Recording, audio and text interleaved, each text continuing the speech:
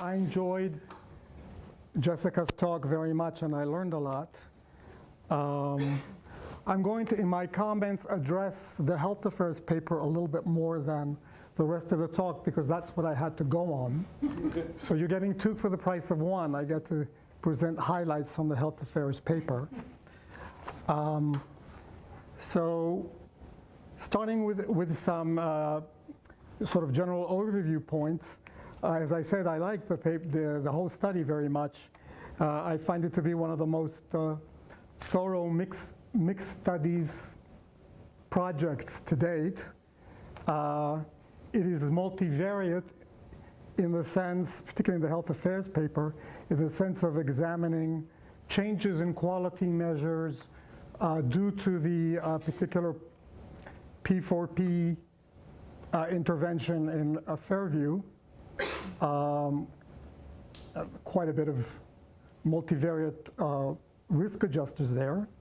But it's also focusing on a particular, as you've seen, on the particular pay-for-performance contract, the FairView model, and in that sense, this is a case study of FairView. So it's the FairView model and the comparison to other health systems.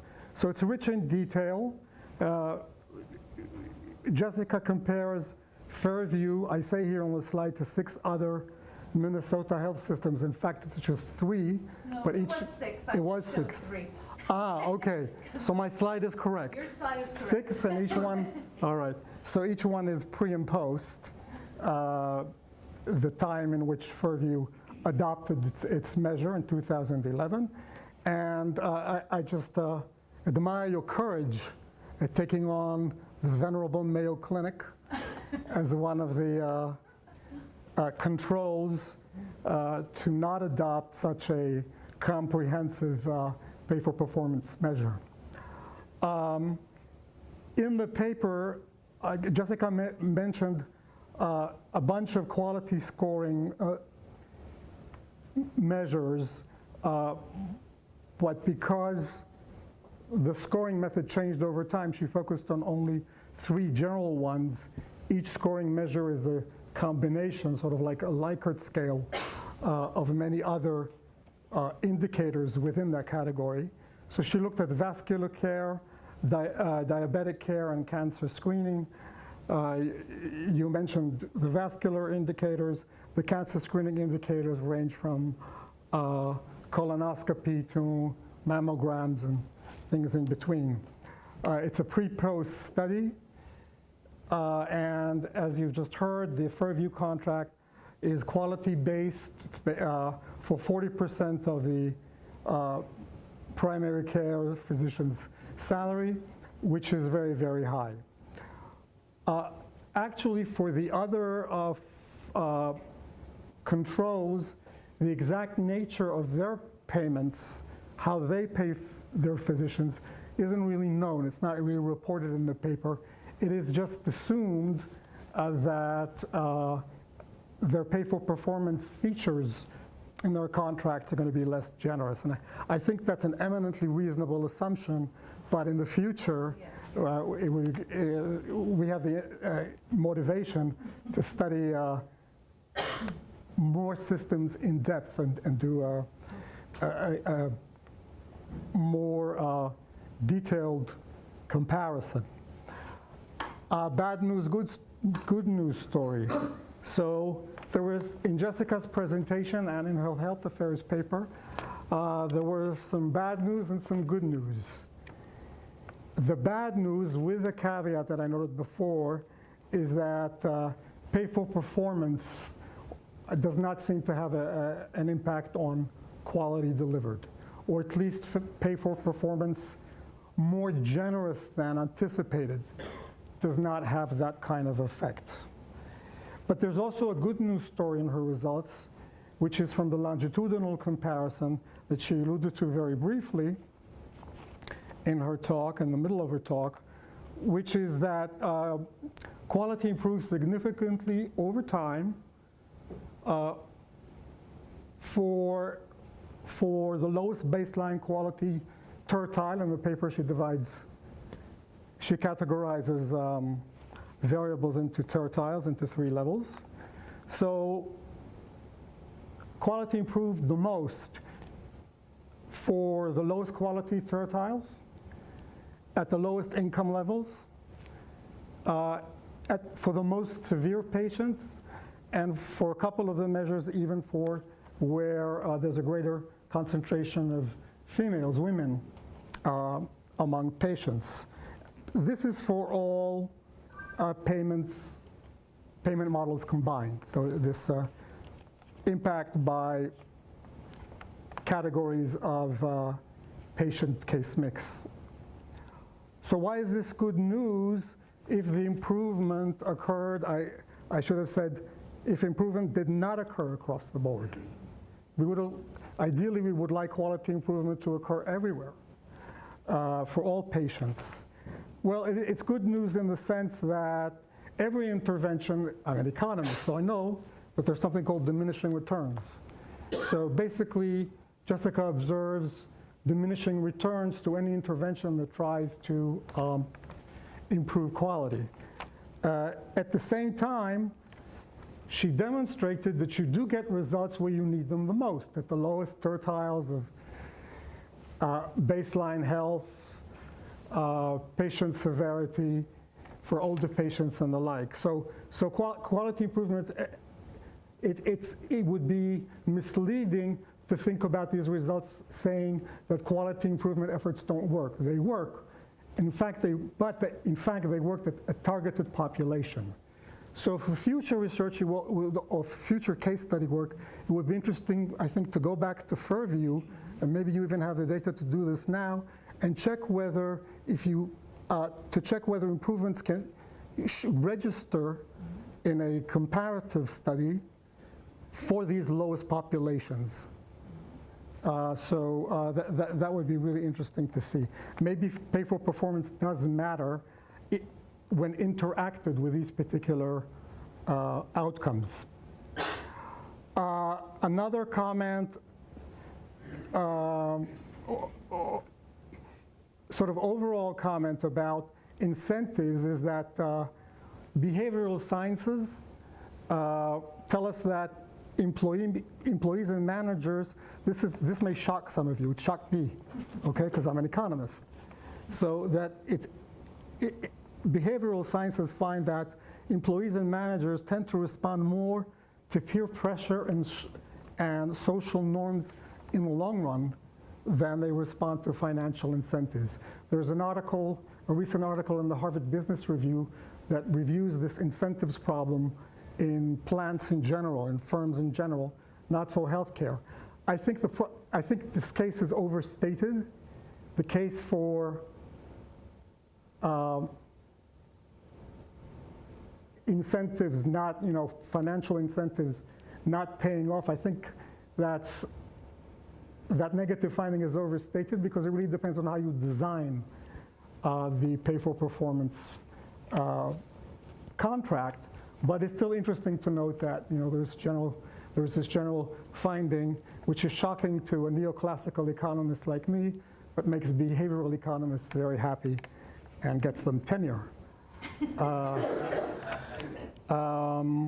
Finally, going to the sort of general comments and things to do, I already noted the fact that it would be good to, in ideal circumstances, to get data on pay for performance measures of a control, because you want to make sure that there is a meaningful difference in the quality, in the pay for performance parameters of the controls and the intervention site, meaning FairView. It could be that, 40% is high, but maybe the others had 20%, and maybe 20% is actually optimal, because people don't respond to financial incentives if they are too intrusive and demoralizing, as her case study and physician surveys showed might be the case. Just out of curiosity, I was just curious, Jessica can tell us later, if FairView dropped or revised its pay for performance contract in the way that you just described, with the volume offset built into it. did they do that in light of your studies, or did they know something that they didn't tell you before? That would be, is there something sinister there or not? Suspenseful. I already mentioned the point about knowing about other organizations' pay-for-performance formulations. And then there may be other ways of resolving the incentives paradox. It's possible that pay-for-performance does not affect quality that much, but it could be that the causality is the other way around. It's not the question that Jessica is asking, but it's a plug for my own research, because that's the question that I ask in my research. Do quality measures affect financial performance? And what we find is that quality measures affect, in the case of hospitals, affect the hospital's bargaining power. And you find that though they exert competitive pressures in the direction of lowering prices, reducing rewards, that they tend to penalize high quality performers less, or reward them a little bit more than the others. So it's just a side thing, just a plug for other research. And finally, Jessica's research is very timely because we just heard, what, Lisa, 2 weeks ago, that the doc fix problem is out. There'll be no emergency updates for physician payments under Medicare Part B, but there will be a pay-for-performance element built into physician reimbursements. It's not clear what it will be. It's just being worked out right now. It's being phased in, but clearly Medicare has decided to move the opposite direction of FairView.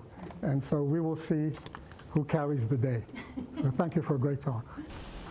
Thanks. There were two things I wanted to respond to that Avi just brought up.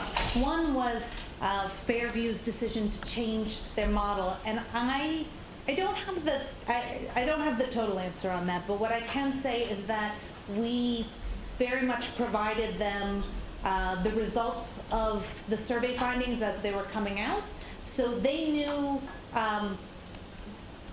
what we were finding, but there was also a tremendous amount of, I think, transparency, and the providers were very clear with the administrators how they were feeling. So I think they didn't necessarily need our work, but our work certainly was a more systematic way for them to learn about the perceptions from the providers. You bring up this issue of paradox, so it's not there anymore. Pay-for-performance paradox, and I think one paradox that's come up is that using pay-for-performance wasn't that effective at improving quality, but it was effective in influencing productivity. So when they went back to this productivity model, so I can't tell you how much the productivity increased, but we knew that productivity decreased under the model, and there was definitely an assumption, and I believe I've heard that productivity is back up. And I think that this paradox is really about how complicated the behavior is. So when you are talking about getting a cancer screen and then you will earn more money, we saw that you can jump pretty high, the quality metrics can really increase. When you say you see 2 more patients, you're gonna earn this amount more in your salary. That's very concrete and clear and easy to do. But when you're saying if you get your patients with diabetes under control under these 3 clinical indicators and get them to stop smoking, it's very, very hard to know how to make that happen. So I think it's not that incentives don't work, it's just they work for very clear behaviors, I think. So with that, let me open it up. Oh, Ted. Two different questions. One, yeah. What kind of compensation arrangement did the physicians at FairView have before this started? Mm-hmm. And then I'll just ask it, piggyback on Paul's question. Notice in the comparative slide for everybody's performance between 3 and now you sit on for 6. did they rebase what the state norm was in the middle? And then, so it is in effect a relative nuanced Yes. kind of thing, and can you Yeah, speak to so the that? first thing, the compensation before, and thank you for bringing that up, I should have been clear on that. It was a basic RVU productivity model with an annual bonus for quality in the years that there was money for an annual bonus. The comparator and the relative comparator, so yeah, I think on an annual basis, they updated the comparator scores of what was median performance. So, and what was 90th percentile performance. So what this means is a provider or a clinic that was performing at the median one year, if they, I mean, they all happen to be in Minnesota where quality improvement is sort of in the blood, performing at that same level the next year might mean that their incomes would go down because the norms in the community had gone up. So News was tight. the noose was tightening, yeah. It's incredible. I mean, it was, again, intense. Other questions? Leighton? So one of the things that's always sort of bothered me about the concept of the heavy pressure on incentives Mm-hmm. is it's part of the point that you made is that in many cases people don't exactly know what works, and I don't even in the sense of what are the right metrics, but things like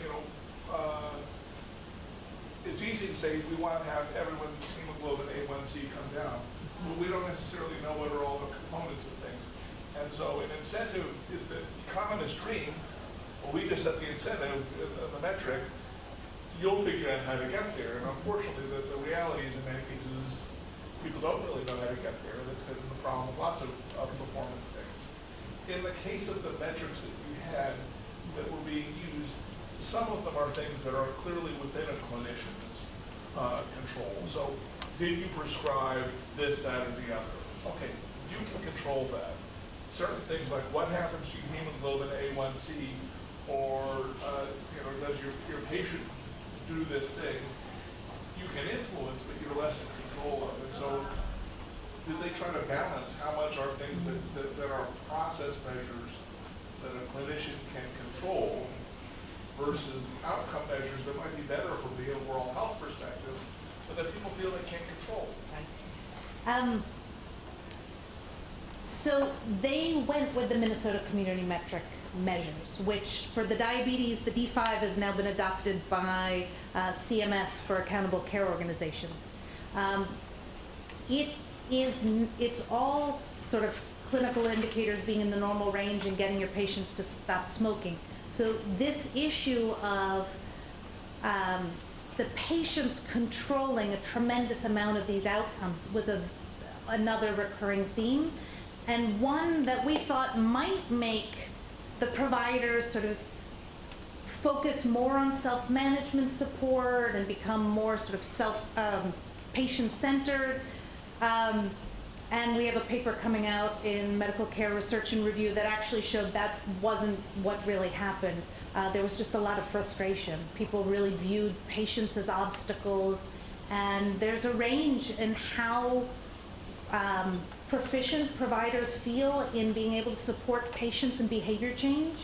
And so I've been doing some research trying to understand what it is that the clinicians who are effective at supporting behavior change, what are they doing with their patients that's different? And it turns out they're getting frustrated too. I was hoping that, if they knew what they were doing and they were effective, they wouldn't be frustrated, but no, these providers are definitely getting frustrated. Whereas in the UK,